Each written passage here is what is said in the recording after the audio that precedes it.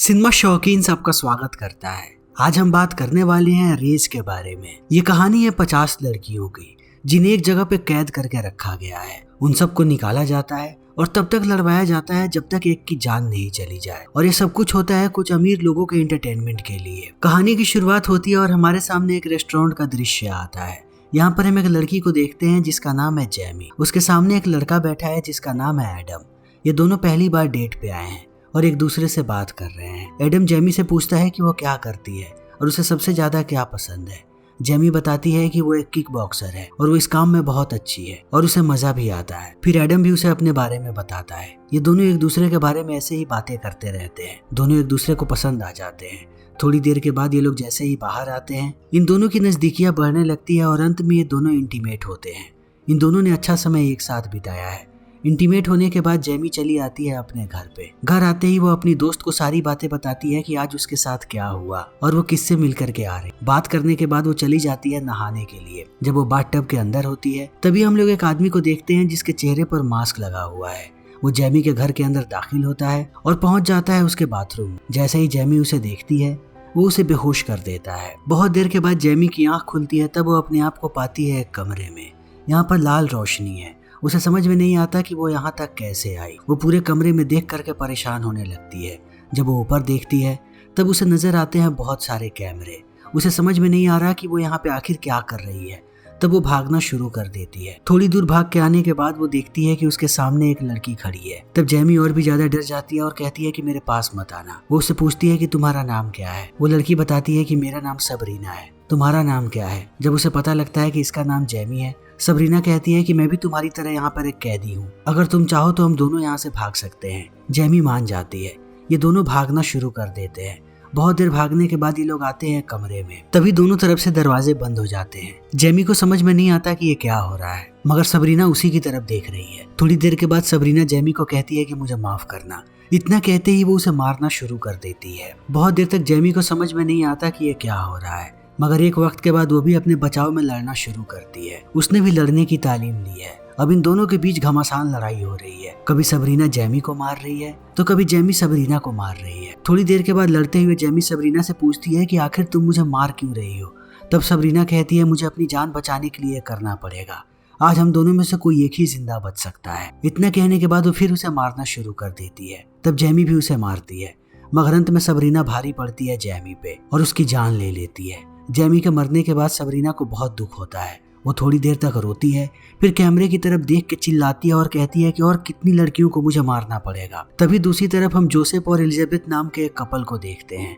ये दोनों पति पत्नी हैं। जितनी भी लड़कियां यहाँ पर कैद हैं, इन सबको इन्हीं दोनों ने कैद किया है और यही लोग इन्हें मजबूर करते हैं आपस में लड़ने पे। ये लड़कियों को तब तक लड़वाते हैं जब तक एक लड़की की मौत ना हो जाए। ये सारी चीजें रिकॉर्ड होती हैं और डार्क वेब पे इन्हें बेचा जाता है अमीर लोगों को। इन्हीं से जोसेफ और एलिजाबेथ का घर चल रहा है। सबरीना अपने कमरे में बहुत ही उदास होकर के बैठी है।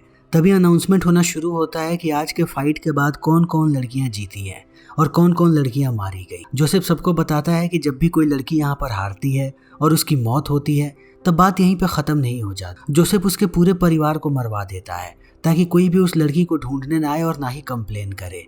अगर कंप्लेन हो गया तो पुलिस वाले यहाँ तक आ सकते हैं और जोसेफ ये नहीं चाहता। वो चाहता है कि मरने वाले तक ही बात खत्म हो जाए। अब सारी लड़कियों को ये बात पता है। अगले फाइट की तैयारी होती है और 2 लड़कियों को भेजा जाता है फाइट करने। रास्ते में एक लड़की दूसरे लड़की से कहती है कि अगर आज मैं हार गई तब ये लोग मेरी बहन को मार देंगे और मेरे परिवार में सिर्फ एक वही है और मैं नहीं चाहती कि उसे कुछ भी हो। दूसरी लड़की बड़े ध्यान से इन बातों को सुन रही है। उसका नाम है फीबी। वो इन बातों को सुनती है और जैसे ही फाइट की शुरुआत होती है वो इस लड़की पे टूट पड़ती है। उसे तब तक मारती है जब तक उसकी मौत नहीं हो जाती। मैच जीतने के बाद फीबी अभी भी जिंदा है। हमने उसका भयानक रूप देख लिया है कि फीबी कितनी खतरनाक हो सकती है। तभी हम सबरीना को देखते हैं उसके कमरे में। सबरीना के बगल में एक लड़की रहती है जो बहुत ही ज्यादा उदास है। उसे पता है कि उसके बगल वाले कमरे में भी एक लड़की है। वो बार बार दीवार को बजाती है और बात करने की कोशिश करती है सबरीना से। सबरीना कुछ जवाब नहीं देती, मगर वो लड़की हमेशा ही अपनी कहानियां साझा करती है उसके साथ। आज वो अपने बचपन के बारे में बताती है कि उसका बचपन कितना भयानक था। उसके पिता ने हमेशा ही सबको परेशान किया, खास करके उसकी माँ को। रोज वो उसे पीटते रहते थे जानवरों की तरह। इस लड़की का नाम है कोडी। इसने जिंदगी के बारे में हर एक चीज बता दिया है सबरीना। सबरीना से उसकी दोस्ती हो गई है। अब सबरीना को भी अच्छा लगने लगा है उसकी बातों को सुन करके। उसे लगता है कि बिना उसकी बातों को सुने उसका दिन ही पूरा नहीं होता। इस काल कोठरी में उसके पास कुछ है। थोड़े समय के बाद काल कोठरी का दरवाजा खुलता है और हम कर्ट नाम के एक आदमी को देखते हैं जो सबरीना के लिए खाना लेकर के आया है। वो सबरीना को कहता है कि तुम एक अच्छी फाइटर हो और बहुत ही अच्छा कर रही, मगर मुझे पता है कि जीतने का मोटिवेशन तुम्हारे लिए क्या है, ताकि तुम्हारी बेटी जिंदा रह सके। तुम इस बार भी फाइट को जीत गई, यानी कि तुम्हारी बेटी अब अगले फाइट तक जिंदा रहेगी। इन बातों को सुनने के बाद सबरीना कहती है कि तुम मुझे किसकी बात बता रहे हो, वो लड़की मेरी बेटी नहीं है, उसके साथ तुम्हें जो करना है वो कर सकते हो, मुझे कोई फर्क नहीं पड़ता। इन बातों को सुनने के बाद कर्ट भड़क जाता है। वो सबरीना का गला पकड़ता है और उस पर बंदूक तान करके कहता है कि मुझे बेवकूफ़ समझने की गलती मत करना और ना ही मुझसे झूठ बोलना। एक बार तुम फाइट हारो, फिर मैं दिखाता हूँ कि मैं क्या करने वाला हूँ। इतना कह के कर्ट यहाँ से चला जाता है। थोड़ी देर के बाद इन सबको निकाला जाता है कमरे से। जब यहाँ से सबरीना जा रही होती है तब उसके साथ फीबी भी जाती है। इन सारी लड़कियों को बैठाया जाता है एक दूसरे कमरे में। फीबी बहुत ही ज्यादा खुश है। वो सबको कहती है कि ये जगह मेरी फेवरेट है। जब मैं बाहर की दुनिया में थी मैं हमेशा डरी रहती थी कि अगर मैंने किसी को मार दिया तब पुलिस वाले मुझे पकड़ के ले जाएंगे और मुझे कड़ी से कड़ी सजा दी जाएगी। लेकिन यहाँ पर मुझे हर रोज लोगों को मारने का मौका मिलता है और उसके लिए मुझे शाबाशी मिलती है, जो चीज मेरे लिए सबसे अच्छी है। मुझे यहाँ पर किसी किस्म का कोई भी डर या भय नहीं है। फीबी की इन बातों को सुनने के बाद सारी लड़कियों की हालत खराब हो जाती है कि ये लड़की कितनी ज्यादा खतरनाक है। सब दुआ करते हैं कि उनका सामना कभी भी फीबी से ना हो। इनकी बातें चली रही होती है, तभी कमरे में जोसेफ और एलिजाबेथ आते हैं। यहाँ आते ही वो सबको बधाइयाँ देते हैं और कहते हैं कि तुम सारी की सारी लड़कियाँ बहुत ही बहादुर और बहुत ही स्ट्रॉन्ग हो। तुम लोगों को शायद ये बात पता नहीं है कि जब यहाँ पर सारी लड़कियों को लाया गया था तब तुम लोग कुल 50 लड़कियाँ थी, मगर अभी सिर्फ 22 ही लड़कियाँ जिंदा बची हैं। यानी कि तुम में से हर एक ने फाइट को जीता है और फाइट को जीतना आसान नहीं, बहुत ही मुश्किल काम है। किसी दूसरे को मार करके जिंदा रहना। आगे की फाइट और भी ज्यादा मजेदार होने वाली। अगले कुछ दिनों में तुम में से सिर्फ एक ही लड़की जिंदा बचेगी जो आजाद होकर के बाहर की दुनिया में जाएगी। मैं बिल्कुल खुश रहूंगा उस लड़की के लिए। इतना कहने के बाद वो आगे की प्लानिंग बताते हैं और सबसे ज्यादा तारीफ करते हैं सबरीना और फीबी, क्योंकि इन लोगों ने बहुत ही अच्छे से फाइट की है और सारे लोगों को बहुत ही अच्छे से एंटरटेन किया है। तो तुम सब अपनी अपनी तैयारी करो, जल्दी ही तुम लोगों की अगली फाइट होने वाली है। इतना कहने के बाद सारी लड़कियों को भेज दिया जाता है। जब ये लोग रास्ते में जा रहे होते हैं तो फीबी उलझना शुरू कर देती है सबरीना से। वो कहती है कि मुझे पता है कि मैं बेस्ट हूँ, मगर पता नहीं उन लोगों ने तुम्हारा नाम क्यों लिया। मुझे तुम्हारे अंदर ऐसी कोई भी खूबी नजर नहीं आती। तुम एक अच्छी फाइटर भी नहीं हो। ऊपर वाले से दुआ करो कि तुम्हारा सामना मुझसे ना हो। वो सबरीना को ऐसे ही छेड़ती रहती है। अंत में सबरीना अपना आपा खोती है और फीबी के सर पे मारती है, जिससे वो गिर जाती है नीचे। तब इन्हें वापस ला करके बंद कर दिया जाता है सेल्स में। यहीं पर हम एक टेरिसा नाम की लड़की को देखते हैं जो सबरीना से बात करती है और कहती है कि तुम एक बहुत ही बेहतरीन फाइटर और बहुत ही अच्छे तरीके से तुमने फाइट्स को जीता भी है। तुम्हें देख करके ऐसा लगता है कि तुम एक ट्रेंड फाइटर हो। तुमने ये सारी चीजें कहाँ से सीखी? सबरीना बताती है कि वो पहले मिलिट्री में थी। टेरिसा कहती है मुझे लग ही रहा था। फिर वो सबरीना को कहती है कि आपस में लड़ने से अच्छा है कि हम गार्ड से लड़ें और उन्हें मार करके यहाँ से भाग जाएं। सबरीना कहती है कि ये इतना आसान नहीं होगा। इन सारे लोगों को पता है कि हमारी कमजोरी क्या है। इन सबको पता है हमारे परिवार के बारे में। अगर हम लोगों ने यहाँ पर जरा सी भी गलती की तब ये सबसे पहले हमारे परिवार को मारेंगे। अब सबरीना पूरी सच्चाई बताती है कि उसने सबसे झूठ बोला कि उसकी बच्ची नहीं है, उसकी एक बेटी है, मगर मिलिट्री में जाने से पहले उसने अपनी बेटी को किसी और परिवार के पास भेज दिया था अडॉप्ट करने के लिए, ताकि उसके कोई भी ट्रेसेस ना हो। मगर ये सारे लोग बहुत ही ज्यादा पहुंचे हुए हैं। सबरीना के इतने करने के बाद भी उन लोगों ने पता लगा लिया कि सबरीना की असली बेटी कौन सी है। इसीलिए सबरीना डरी हुई है। उसे किसी भी कीमत पे अपनी बच्ची को प्रोटेक्ट करना है। जैसे ही अगले दिन की शुरुआत होती है, अगली फाइट भी होने लगती है और ये फाइट कोडी कर रही है एक लड़की से। ये दोनों बहुत देर तक लड़ते रहते हैं। कोडी को पता है कि उसकी ताकत क्या है। उसकी ताकत है चोक करना और इसी टेक्निक का इस्तेमाल करके वो जीत भी जाती है इस फाइट को। जब ये फाइट्स हो रहे थे तब सारे के सारे फाइटर्स के कमरे में छोटी छोटी स्क्रीन लगे हुए। वो सारे के सारे फाइट्स को देख रहे हैं ताकि बाकी प्लेयर्स के टेक्निक को वो समझ सके। अब अगली बारी आती है सबरीना की। वो अपनी पूरी ताकत लगा देती है फाइट को जीतने के लिए। कुछ देर फाइट करने के बाद वो फाइट जीत जाती है। तभी उसे बताया जाता है कि आज उसे एक और फाइट करनी है। सबरीना पहले से थकी हुई है, मगर वो जानती है कि उसके पास दूसरा कोई भी ऑप्शन नहीं है। वो दोबारा जाती है फाइट करने। उसे देख करके ऐसा लग रहा है कि वो थकी हुई है, मगर उसे पता है कि सामने वाली लड़की को कैसे हराना है। बहुत देर तक ये लोग लड़ते रहते हैं और अंत में सबरीना इस लड़की को भी मार देती है। मगर उसको मारने के बाद सबरीना के शरीर में बिल्कुल भी ताकत नहीं बची है। वो बेहोश होकर के गिर जाती है वहीं पर। तब गार्ड्स अंदर आते हैं, मगर उन लोगों ने सबरीना पे बंदूक तान करके रखा है।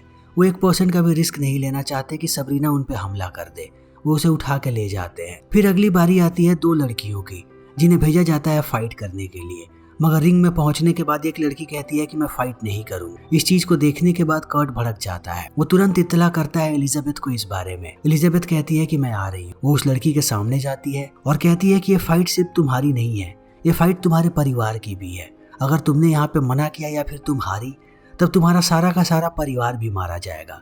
इसीलिए उठो और लड़ना शुरू कर दो। मगर इस लड़की पे इस बात का असर नहीं होता। वो गुस्से में हमला कर देती है एलिजाबेथ पे। इस चीज को देखने के बाद अब एलिजाबेथ बहुत गुस्से में है। वो अपनी बंदूक को बाहर निकालती है और शूट कर देती है इस लड़की। तभी दूसरी तरफ हम सबरीना को देखते हैं जो एक कमरे के अंदर है।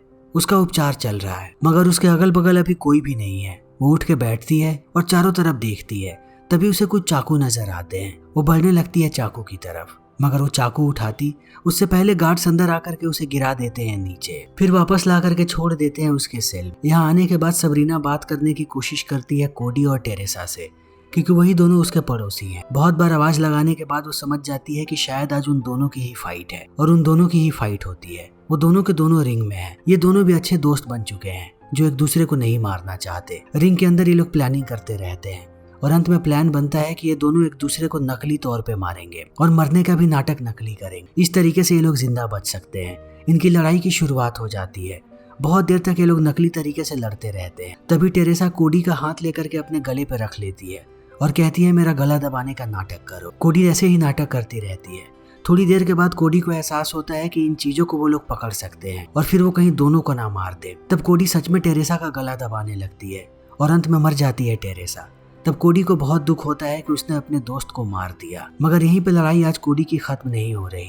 थोड़ी देर के बाद उसे दूसरी फाइट करनी है और ये फाइट है फीबी के साथ। फीबी को जैसे ही ये बात पता लगती है, वो जाती है सबरीना के सेल के सामने और उसे कहती है कि मुझे पता है कि तुम और कोडी अच्छे दोस्त बन चुके हो। मुझे आज बहुत खुशी होगी तुम्हारे दोस्त को मारने में। उसे मैं बड़ी बेरहमी से मारूं। सबरीना कहती है कि अगर तुमने उसे कुछ भी किया तब मैं तुम्हें जिंदा नहीं छोड़ूं। फीबी हंसती हुई यहाँ से निकल पड़ती है। अब कोडी और फीबी के बीच लड़ाई हो रही है। ये दोनों बहुत देर तक लड़ते रहते हैं। फीबी कोडी को गुस्सा दिलाने की कोशिश करती है और उसके परिवार के बारे में भी बात करती है कि उसके पिता कैसे उसकी माँ को बचपन में पीटा करते थे, जिस चीज से कोडी का दिमाग काम करना बंद कर देता है। तब फीबी इसका फायदा उठा करके टूट पड़ती है उस पे। तब कोडी भी अपने गुस्से का इस्तेमाल करके लड़ती है फीबी से, मगर फीबी ज्यादा ताकतवर है। वो कोडी को मारती है। जब उसे एहसास होता है कि वो घायल हो चुकी है, तब दीवार में रगड़ने के बाद वो उसके गले को तोड़ देती है। सबरीना इस फाइट को देख रही थी अंदर से।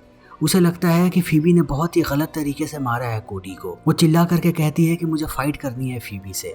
उसके रिक्वेस्ट को एक्सेप्ट किया जाता है और सबरीना को भेज दिया जाता है और फीबी उसके सामने है। सबरीना टूट पड़ती है फीबी पे। फीबी के हर एक हमले का उसके पास जवाब है। सबरीना यहाँ की सबसे बेहतरीन फाइटर है। वो मार मार के हालत खराब कर देती है फीबी की और अंत में उसकी जान भी ले लेती है। मगर उसे मारने के बाद जब वो जा रही होती है, तब गार्ड्स उसे रोक देते हैं और कहते हैं कि अभी तुम्हें अंदर ही रहना है रिंग के। तब सबरीना बैठ जाती है। दूसरी तरफ हम जोसेफ को देखते हैं, जो सारे मेहमानों को कहता है कि आज फाइनल फाइट होने वाली है और फाइनल फाइट में हमने बुलाया है इजाबेल नाम की एक लड़की, जो एक प्रोफेशनल फाइटर है।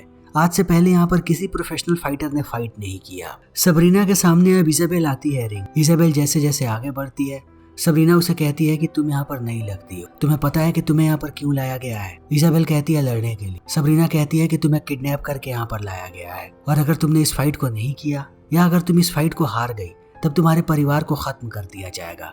इजाबेल कहती है कि ऐसा नहीं हो सकता। वो लड़ना शुरू कर देती है सबरीना से। इजाबेल एक बेहतरीन फाइटर है। वो सबरीना को बड़ी आसानी से नीचे गिरा देती है। सबरीना बहुत कोशिश करती है कि वो उससे लड़े। वो इजाबेल को समझाती है कि हम सबके साथ गलत हो रहा है। मैं चाहती हूँ कि तुम मुझे मार दो, मुझे और फाइट नहीं कर। उसकी बातों को सुनने के बाद इजाबेल उसे मार देती है। सबरीना की लाश नीचे पड़ी हुई है। थोड़ी देर के बाद कर्ट अंदर आता है और बाकी गार्ड्स के साथ सबरीना की लाश को बाहर भेज देता है। तब ये लोग इजाबेल को लेकर के जाते हैं ऊपर। जोसेफ बहुत ही ज्यादा खुश है। वो कर्ट को कहता है कि तुमने सारी लड़कियों को बहुत ही अच्छे से संभाला है। फाइनल के बाद आज जो पार्टी होने वाली है, तुम उसमें आ सकते हो। दूसरी तरफ हम इजाबेल को देखते हैं। मैच जीतने के बाद उसे एक कुर्सी पर बैठाया जाता है और उसके हाथों को भी ये लोग बांध रहे हैं, यानी कि इस लड़की को भी मार दिया जाएगा। दूसरी तरफ सबरीना की लाश पड़ी हुई है। एक डॉक्टर आता है उसके पास, लेकिन वो कुछ कर पाता उससे पहले सबरीना उठ जाती है और मारना शुरू कर देती है डॉक्टर को। यानी कि सबरीना ने नाटक किया था।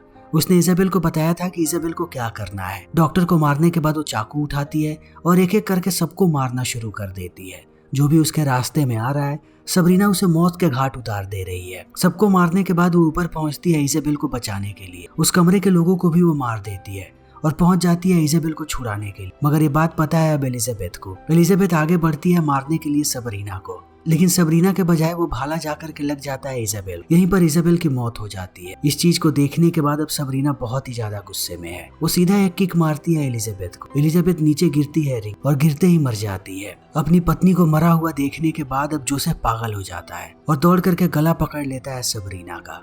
सबरीना तुरंत एक कांच का टुकड़ा उठाती है और उसे घुसा देती है जोसेफ के गले। अब जोसेफ की भी मौत हो चुकी है। दूसरी तरफ कर्ट पार्टी में बैठा हुआ है, मगर उसे अंदर से लग रहा है कि आज फैसिलिटी में कुछ न कुछ तो गड़बड़ होने वाला है। वो लिफ्ट से नीचे आने लगता है। जैसे ही लिफ्ट का दरवाजा खुलता है हम सबरीना को देखते हैं उसके सामने। वो अपनी बंदूक को निकाल पाता उससे पहले सबरीना उसे मार देती है। सबको मारने के बाद वो आती है ऊपर। सारे मेहमान उसे देख करके आश्चर्यचकित रह जाते हैं।